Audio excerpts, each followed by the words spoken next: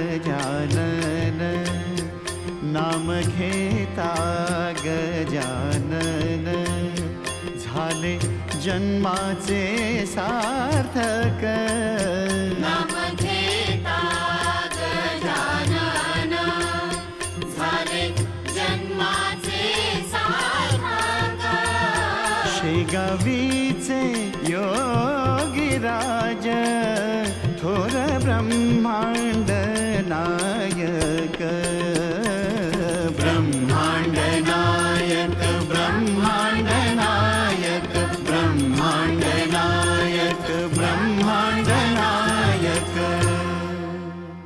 अगं करुणा, का असं करतेस तू? सत्य कधी स्वीकारणार आहेस तू? हे बघ, आपला दीपक आता कधीच परत येणार नाहीये। आहे दीपक आहे, दीपक आहे हे तुम्हाला माहिती नाहीये। आत्मा अमर आहे। आपण राहतो हे घर, ही सारी संपत्ती प्रसादचीच आहे आणि ती सांभाळण्यासाठीच आपण इथे येऊन राहिलोय। आणि ही सारी संपत्ती तुम्ही आपल्या असल्यासारख्या कब्जा करून बसलायत त्याच्यावर। मी काय प्रसादचा नुसताच सांभाळ करू आणि उद्या मोठा झाला की संपत्ती त्याच्याकडे देऊ आणि मी स्वतः काशी यात्रेला निघून जाऊ? अहो पण हे बघ, भल्याचा जमाना राहिला नाही आता। तुम्ही एक मूल का नाही दत्तक घेत? अरे मूल दत्तक घेऊ? हो, हे मूल सतत वहिनींच्या डोळ्यासमोर राहील, म्हणजे त्यांना दीपकचा विसर पडेल। नाही, असं होणं कधीच शक्य नाही। अरे करुणा दत्तक पुत्राला कधीच स्वीकारणार नाही। आपला दीपक असताना तू दत्तक पुत्र कशाला आणलास असं विचारेल मला ती।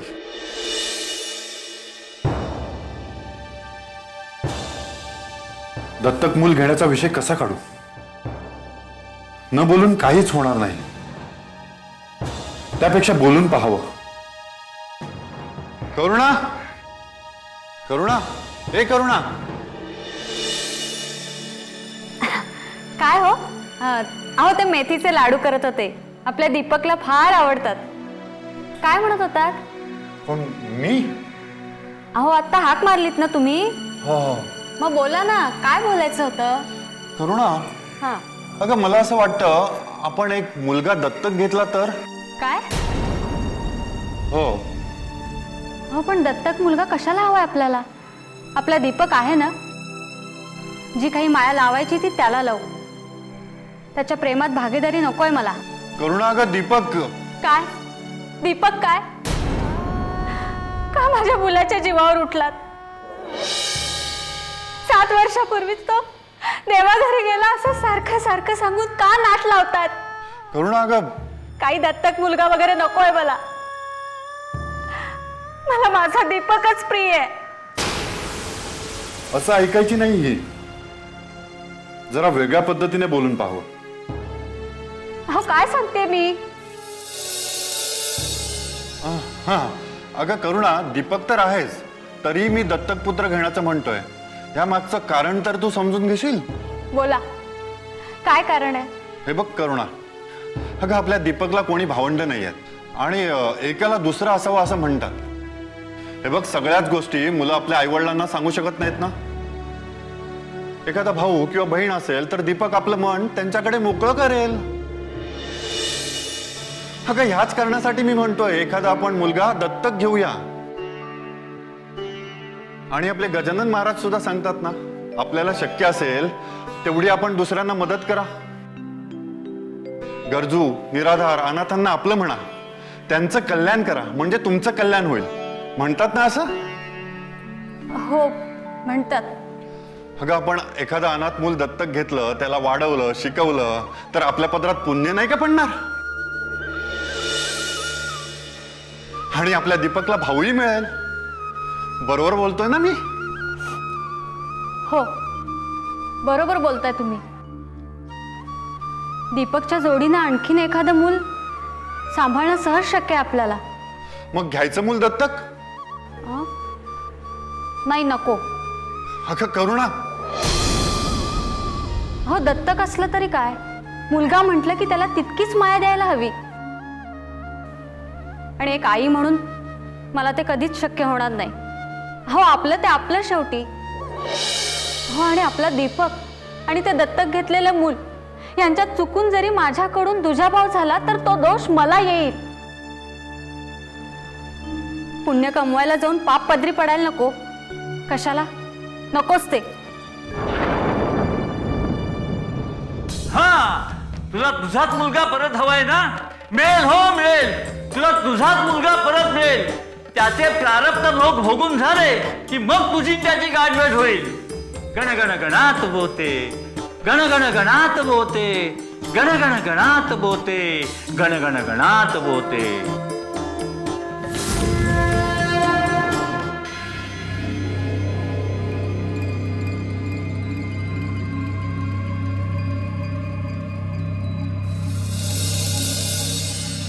प्रसाद, काय काका? कुठे निघालास? तुम्ही सांगितलेली सगळी कामं आटपून झाली म्हणून आता दोस्तांबरोबर खेळून येतो. खेळून येतो? बाहेर पाऊल टाकलंस ना तर तंगड मोडून ठेवेन. चल जा घरात. काका थोडा वेळ जाऊन येतो ना. चिमी पण आपल्या दोस्तांबरोबर खेळते. मीच एकटा. चिमीशी बरोबरी करतोस? चिमी माझी बहीण आहे ना. खबरदार चिमीला बहीण म्हणालास तर. काका एक गोष्ट नीट लक्षात ठेव, तू आमचा कोणी नाहीस. तू या घरातला एक सामान्य नोकर आहेस, लक्षात ठेव. दादा दादा चल ना बाहेर खेळायला. सगळी मुलं तुझी वाट बघतायत. काका जाऊ नाही देत आहेत. का? बाबा येऊन दे ना याला आमच्या बरोबर खेळायला. चिमी तू जा, आज प्रसाद येणार नाही. असं का? हा घोडा आता का लहान राहिला नाही लहान मुलांबरोबर खेळायला? प्रसाद दादा लहानच आहे. तुम्हीच त्याला कामाला लावून त्याचं बालपण हिरावून घेतलं. चिमी असं मी नाही, आई म्हणते. असं म्हणजे आईच्या पदरात राहून तू फार सुरू सुरू बोलायला लागले चिमे. तुम्ही जर का दादाला खेळायला पाठवलं असतं तर मलाही बोलायची वेळच आली नसती. चिमे तुझ्या या दादाचा फार कळवळ आहे ना, त्याच्यावर आता मी काय प्रकार करतो तेच बघ. चल रे कार्ट्या, तुला तळघरात डांबून ठेवतो. चल चल बाबा असं नका करू बाबा. मास आलाय तुला. चल तुला आता चांगला शिकवतो धडा. काही नको ना करू नाही ऐकणारच तू. गप्पा चिमे, माज आलाय याला. माझं ऐकायचं नाही, बाहेर खेळायला जायचंय. आता बस इथेच खेळ.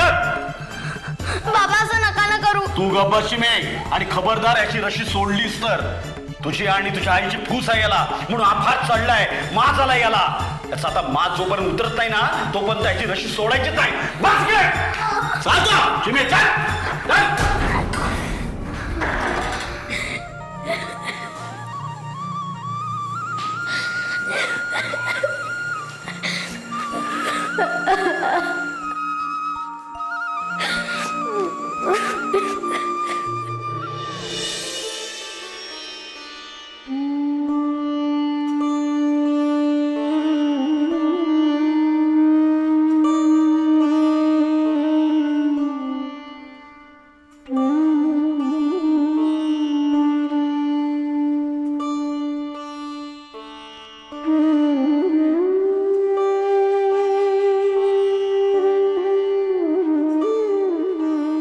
महाराज, आपण काळोख करून का बसलात? आमच्या भक्ताला तिथे काळोखात कोंडून ठेवलंय आणि आम्ही इथे प्रकाशात बसू? महाराज, कोण भक्त? कोणाला अंधारात दाबून ठेवलंय? तू गप्प राहे, तुझं काम तू कर. अरे रे रे, काय हाल करतोयस या लेकराचे, आपल्या पुतण्याचे. अरे काय घोडं मारले याने. अरे तू काका आहेस का राक्षस? महाराज, कोणाशी बोलतात आपण? अरे आहे काका. नंदूचा जसा मामा होता ना तसा हा काका. नंदू विरुद्ध त्याच्या सावत्र आईला फडकवण्याचा प्रयत्न करीत होता. दिशाभूल केली त्याने तिची. आणि नंदूच्या जीवावर उठली होती ती बाई. कसा बसा नंदू वाजला. सावत्र मामाचं भिंग फुटलं आणि आईचे डोळे उघडले. तसे याच्या काकाचं पितळ उघडं पडलं पाहिजे. महाराज, आपण काय बोलतात? मला काहीच कळत नाहीये. अरे हा जो कोणी काका आहे ना तो आता छळ करतोय त्याची संपत्ती मिळवण्यासाठी.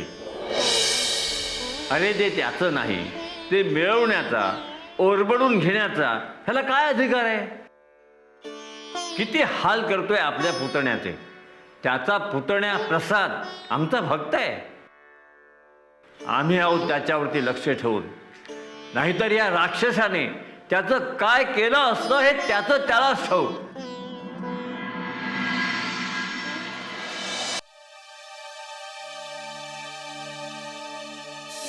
आई आई बघ ना मला कसं जखडून ठेवलंय. आई तुम्हाला जवळ घे ना, तुझी मला दे ना. आई आई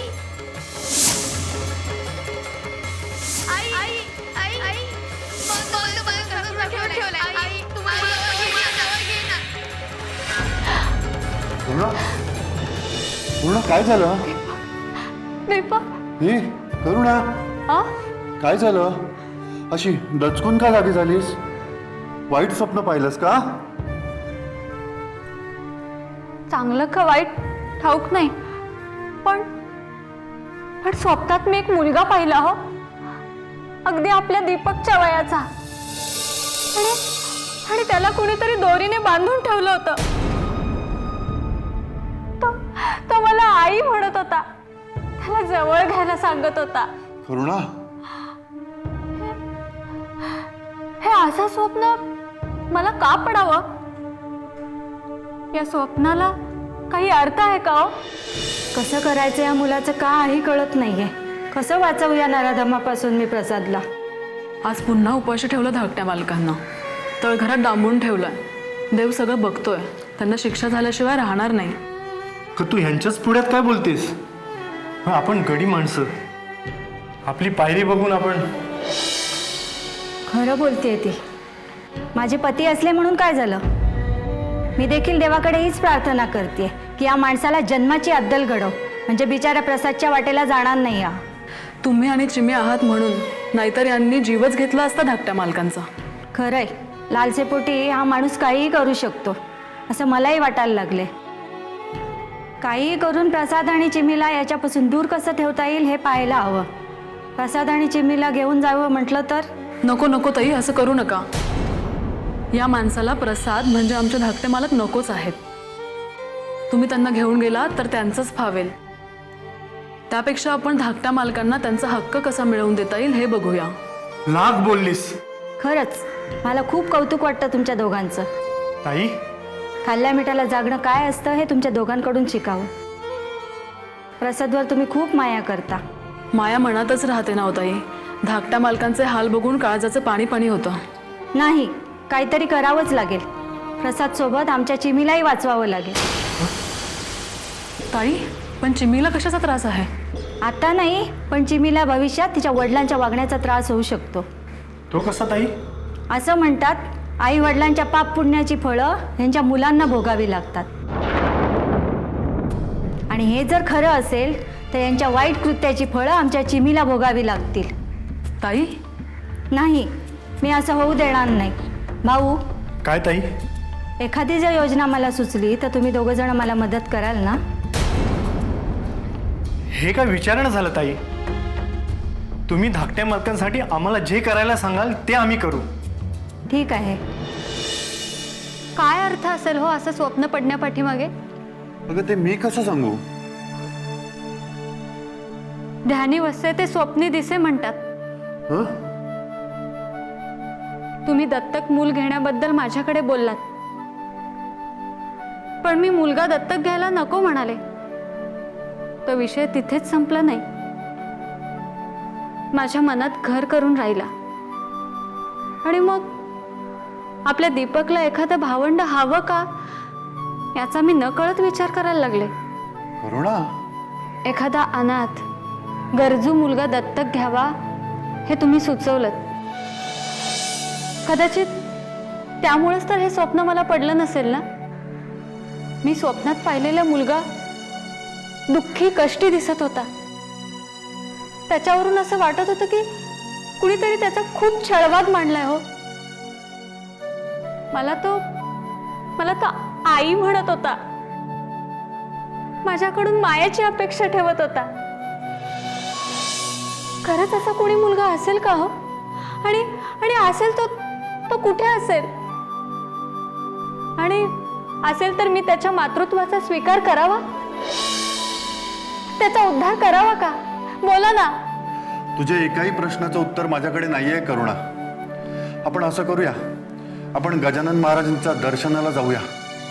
महाराजच या स्वप्नांचा अर्थ आणि तुला पडलेल्या सर्व प्रश्नांची उत्तरं देऊ शकतील. गजानन महाराज, तू आता झोप, आपण उद्याच जाऊया.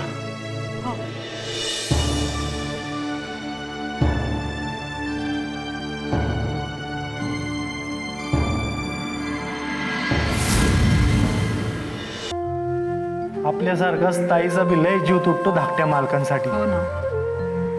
ताई योजना ठरवणार, हे तर फारच झालं. हो. अगं मी काय ताईच्या विरोधात नाही बोलत आहे. आता बघ परिस्थिती कशी आहे बघ. आता राजाच्या राज्यावर शत्रूने आक्रमण केलंय. राजा नजर काय देत आहे.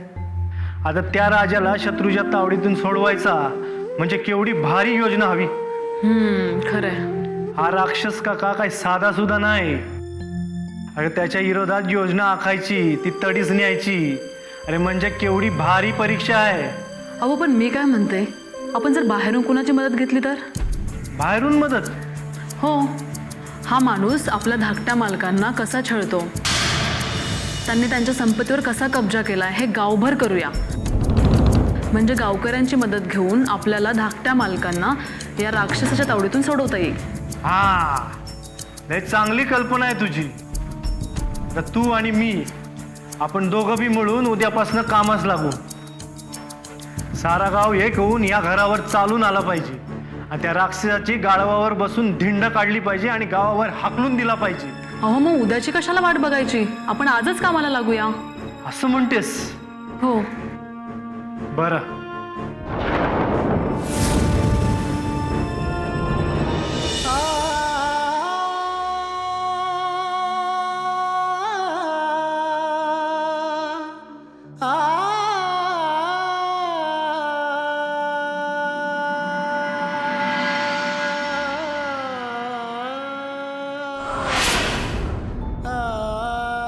महाराजांच्या कृपेने मी बंधमुक्त झालो. काका माझा तिरस्कार करतात तर मी का राहू इथे? शेगावी गजानन महाराजांकडे जावं हेच योग्य. आता सगळे झोपी गेले असतील. आत्ताच निघतो.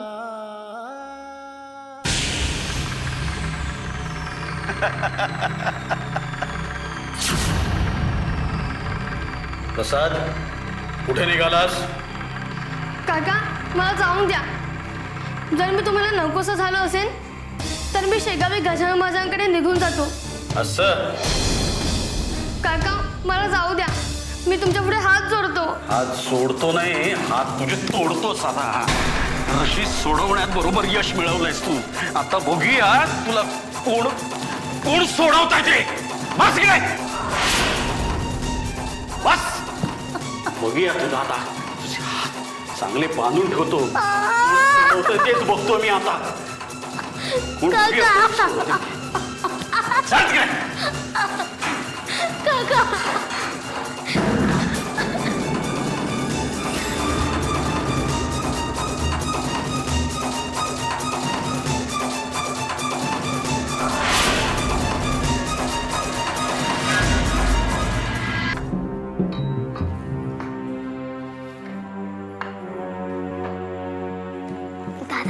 दादा, तुला गजानन महाराजांकडे जायचंय ना? हो, आम्ही तुझी जाण्याची सगळी व्यवस्था केली आहे. आईने रात्रीच तुझ्यासाठी तुझ्या मापाचा हा परकल्पोरका शिवलाय. थांब, मी तुझी गाठ सोडते. तू म्हणजे जणू उंदीरच. महाराज, बंकटा, शिकाऱ्याच्या जाळ्यात अडकलेल्या सिंहाची गोष्ट तुला आठवते ना? हो. उंदीर म्हणजे अगदी एवढासा लहान प्राणी, पण आपल्या दातांनी ते जाळतो, कुरतरतो आणि त्यातून सिंहाची मुक्तता करतो. अगदी तसंच कार्य आज चिमीने करून दाखवलं. वा चिमे वा, देव तुझं भलं करो. गण गण गणात होते. आणि काय ग, चिमी कुठे आहे? आतमध्ये तिच्या मैत्रिणी बरोबर गप्पा मारतीये. आणि तो तात्या आणि ती प्रभा कुठे आहे? प्रभा आतमध्ये काम करते आणि तात्या आग लावत फिरतोय माझ्या नावानं. चांगलं कळलंय मला. म्हणजे? हा तात्या काल रात्रीपासून गावातल्या प्रत्येक घरामध्ये जाऊन माझ्या विरोधात कान फुंकतोय. मी कसा दुष्ट माणूस आहे मी माझ्या पुतण्याचा कसा छळ मांडलाय, त्याच्या संपत्तीवर माझा कसा डोळा आहे हे सगळीकडे सांगत फिरतोय. पण मला चांगलं माहित आहे, तो गावकऱ्यांना एकत्र करून मला गावाबाहेर हाकलण्याचा कट रचतोय. त्याला अजून माहित नाही गावकरी माझ्या अंगाला हात सुद्धा लावू शकत नाही. येऊ तर देते तात्याला. का आला काय रे, कुठे गेला होतास? हे शेतावर गेलो होतो. अहो, पेरणी सुरू आहेत ना, ते जरा पाहून आलो. पेरणीच पाहायला गेला होतास ना, की माझ्याविषयी लोकांच्या मनात विष पेरायला गेला होतास? तुला काय वाटतं मला काही कळत नाही? हो, तुमच्याविषयी लोकांच्या मनात विष पेरून आलोय. आता तुमची धडगत नाही. लोक तुमच्यावर चालून येतील, तुमची गचांडी वळून गावाबाहेर फेकून देतील तुम्हाला. तात्या!